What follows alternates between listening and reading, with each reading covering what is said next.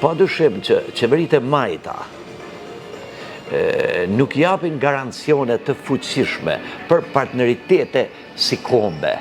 Më tepër partneritetet qeveritë e majta i zhvillojnë në kuptimin e kozmopolitizmit, internacionales, rujtjes së vlerave universale, ndërsa qeveritë e djatha,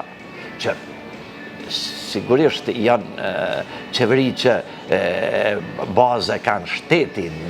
nacionalitetin, familjen apo rujtjen e habitatit e vetë, ashtu si që thatë ju,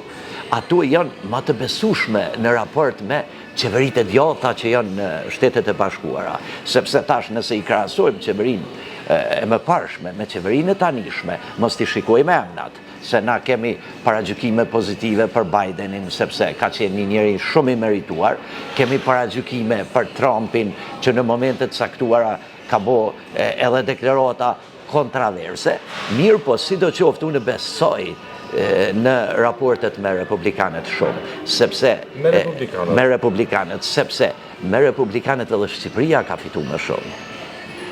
Demokratët në Amerikë, në aspektin e vlerave universale të drejtave të njerëzit, kanë bërë shumë për lirinë në përgjithësi qytetare në botë, mirë po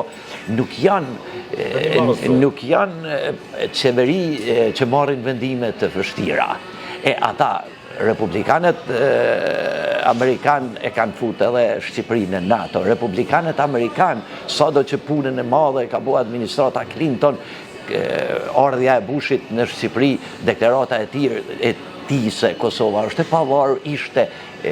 gur temel për me na mbrojt atë status gati gjitha vendet tjera. Unë jam, ndoshta dikush mund të më akuzon se jam shumë i djathtë, mirë po duke u bazu në veprimet që bëhen sot në arenën ndërkombëtare, e shoh se pragmatizmi ka humbë të këto partitë e majta ose partitë socialdemokrate. Pragmatizmi është ende i fuqishëm edhe në aspektin ekonomik, edhe në aspektin politik, kryesisht të qeveritë e djatha.